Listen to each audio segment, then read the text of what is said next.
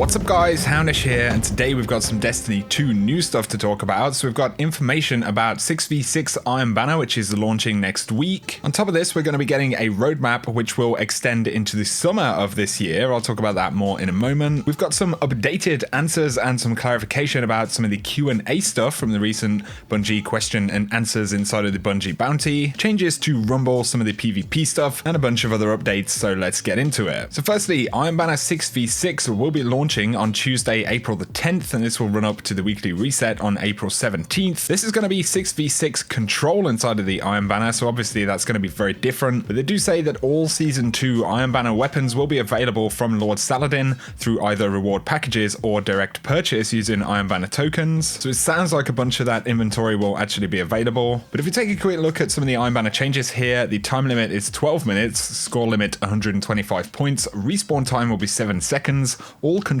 zones will start off neutral, and additional guardians to a maximum of 3 in a zone will increase the capture speed. Emperor's Respite will not feature in the Iron Banner control playlist, and for power ammo, recurring side ammo respawn times reduced from 90 seconds to 45 seconds, and initial side crate respawn times reduced from 90 to 30 seconds. So with the sandbox changes, the fact that it's 6v6, some of the changes to respawn times and control zones, it's definitely going to be different and interesting. Let me know if you're going to jump in. Up next though, in this week at Bungie, DMG did say next week we'll be updating the developer roadmap to address some of the topics discussed during the Bungie Bounty stream. Our forecast will be extended into the summer and beyond to give an idea of what is to be expected as we continue to evolve the Destiny 2 experience. So it's sounding like we're going to get a pretty substantial update there, extending into the summer and beyond. So that's, quite a long period of time, and we could be looking at them outlining some of the changes that they'll be, looking to bring later down the road with the kind of fall expansion and stuff like that. On the subject of some of those elements, there was a few questions inside of the Bungie Bounty stream yesterday, and Bungie have actually clarified some of the answers or kind of condensed them. So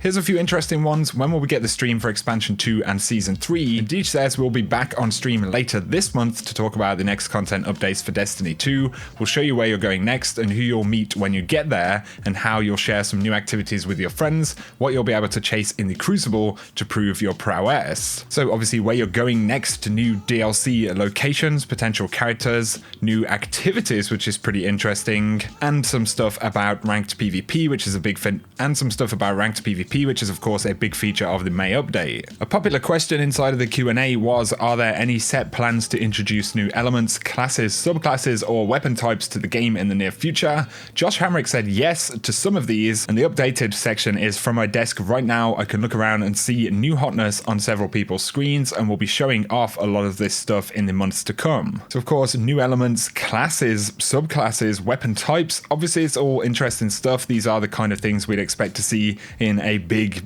Destiny update, something equivalent to the Taken King perhaps, and obviously it looks like we're getting that stuff in the fall of this year. Somebody said, I wish the D2 weapon system would return to primary special heavy. It was better than the current one. Is my wish reasonable? Josh Hamrick said, we know you want more control over your loadouts. You can expect weapon slot changes in the future of Destiny 2. We are actively working on a new system right now, and we'll have more to show and tell this summer. And they had previously said as well that they want to look at new ways to kind of combat this issue, as opposed to simply returning to the exact system we had in D1. But the wording there is very interesting. We are actively working on a new system right now. So that is confirmation of a sort of weapon system overhaul of some sort. And they do also talk about slot changes in different places too. So that could be pretty substantial for the game. Obviously there will be some mixed opinions about that. I'd be curious to hear what you guys think. Another interesting question was, are you looking back at D1 for inspiration? Are you trying to find a new way forward? What do you currently consider to be high priority for PvE and PvP?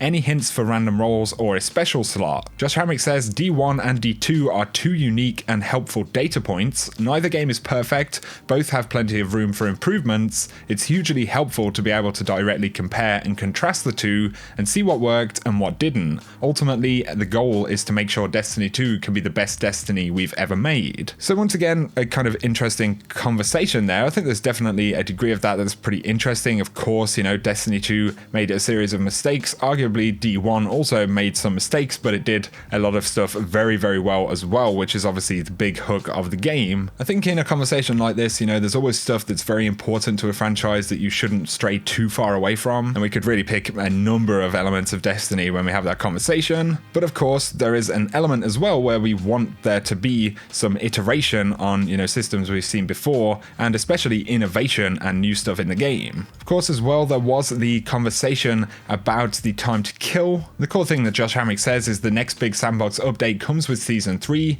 as we buff a good chunk of the exotics. These changes will be a direct response to exotics don't feel exotic enough. Some of these weapons are getting damage buffs that can have a direct impact on the average TTK of an encounter. And on the subject of Vigilance Wing, of course, he confirmed, while we will continue to adjust the sandbox, we are not planning an outright nerf to Vigilance Wing at this time. We don't believe slowing the Vigilance Wing time to kill in a world where our players are asking for a faster TTK is the right call. Instead, we should be adjusting more weapons up to a level where they can compete. I believe you'll find a few returned exotics that can do that in Season 3's exotic update. So pretty interesting stuff. Definitely let me know all of your thoughts. Now that we have some words about Rumble from Derek Carroll, who's one of the PvP leads. So he says Rumble came to D2 in a big way, and depending on your tastes, you may have found it too big. Moving forward, we're lowering player count to 6 and altering the spawning policy behind the screens in an attempt to keep players more evenly spaced out. These changes are the first steps towards a better player experience we expect to drop when Season 3 begins. So they are currently, reducing the player count to 6 players. That's definitely a positive thing, I believe. And it looks like they're going to increase the time it takes for you to actually respawn into the game in one way or another. We also give some insights about Iron Banner.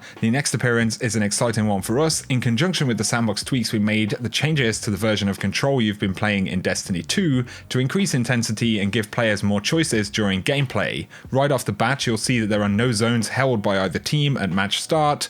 With 6 players on each team, you'll have more flexibility to decide your opening moves. Once you're capturing, you'll notice the more players you have, up to 3 in a zone, the faster it switches sides. There's a risk reward here. Supers are more prevalent in version 1.1.4, and you don't want to be caught with your eggs in one basket. If you participate in a capture, you'll get more super energy yourself, so grabbing zones is a great way to power up for your next big play. So just an insight into how some of the stuff is going to work there. It's really good that you get more super energy from actually capturing zones. Playing the objective will be rewarding in this version of Iron Banner Control. And now finally, you guys may have heard about a Destiny creator kind of summit that Bungie are actually holding. And Deej gives an explanation of what this is. So our goals for this gathering are to get people from the community more involved in the way that we make games, and to do that sooner in the creative process. We'll be previewing some of the things we're working on to gather feedback before they're locked. Our guests will also play some things that you'll get your hands on in the coming weeks. We've hosted community ambassadors before to see and capture new content, but this isn't the Destiny reveal event. The gathering is more intimate and more tactical. And of course, there's been quite a lot of conversation about this in the community. Quite a few people have actually been invited.